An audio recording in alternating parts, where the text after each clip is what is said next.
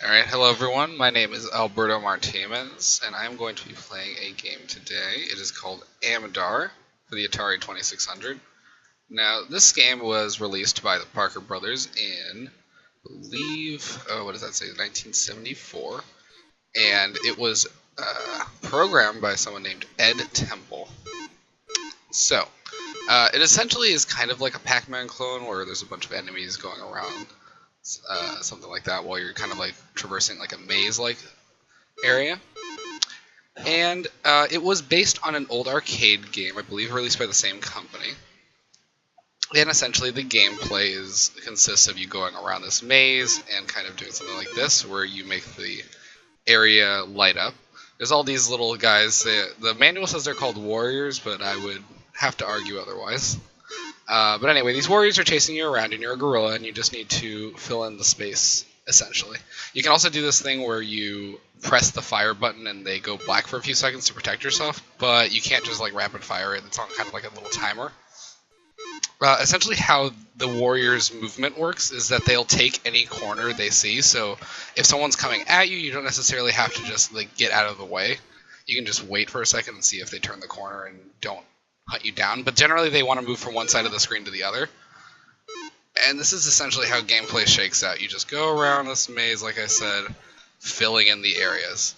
I wouldn't say it's necessarily as fun as Pac-Man, but it definitely is interesting that the protection mechanic is kind of just tied to the button instead of a power-up that you see on the screen. So it's kind of different than Pac-Man in that regard. It's kind of fun for a few minutes, but over time... Oh, there we go, I finally died. Over time, it kind of grades on you, honestly, because it's basically you just slowly moving through this maze, trying to avoid all these weird enemies that don't quite make any sense. But apparently there are more... Oh, I think I just died, so I'll just reset that real quick. I mean, the game is definitely simple, especially being on Atari, but I could see someone, you know, having a good amount of fun in this game.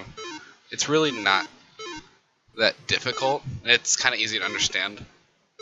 For some reason, I can't quite get it to... Like, I haven't been able to get to the second level, so I'm going to see if right here I can make it there. It's honestly quite challenging, because it's probably just more that I'm bad at the game than the game's fault itself, but the gorilla moves slower than the warriors, so anytime that you're in a situation where you need to run away, you're basically screwed, unless you have your black square thing up. Not really sure what to call it. In the manual, it just says, like, you use your gorilla power to get through this. I'm just, like, very confused, to be completely honest. Alright. I seem to be doing a little bit better on this run. Alright. Jeez. Alright, let's see if I can do a little bit better. Honestly, the first time I played the game, I didn't actually realize that you can do the black square move, or oh goodness. See, that's one of the aspects of the game I don't really like. There's no like way to run away. It's really just like learning how the enemies interact with the environment more than that. And I think that's a little bit, especially if you don't have the manual, like explaining how the enemies work. If you just like popped it in the cartridge, it'd be really difficult to understand why they do the things they do. It's seemingly random. It's not true randomness. I guess it kind of works in the same way that the Pac-Man ghosts do, but in this game it's a little harder to tell, because in Pac-Man all the ghosts are colored differently, so you understand like their mannerisms, but all these guys essentially act the same, and the fact that they're seemingly random makes it feel like you're getting screwed over in a way, or they're chasing you, but they're not. Goodness gracious. I don't think I'm going to be able to get to the second level. This game is quite challenging, especially just the first level. Honestly, I think I might just not be using my black square move enough. I'm sure there are people out there that are just laughing at me because I'm not good at the game they're good at.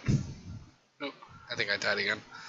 Well, that about does it. The game's pretty simple. There's not really much to say about it other than it's kind of like Pac-Man. It's kind of dull, and the graphics are definitely nothing to sneeze at. But, you know, for the Atari, it's definitely serviceable. Well, anyway, I hope you guys enjoyed my Let's Play. Hopefully, your guys' goes just as well as mine did. Alright, thank you so much. Goodbye.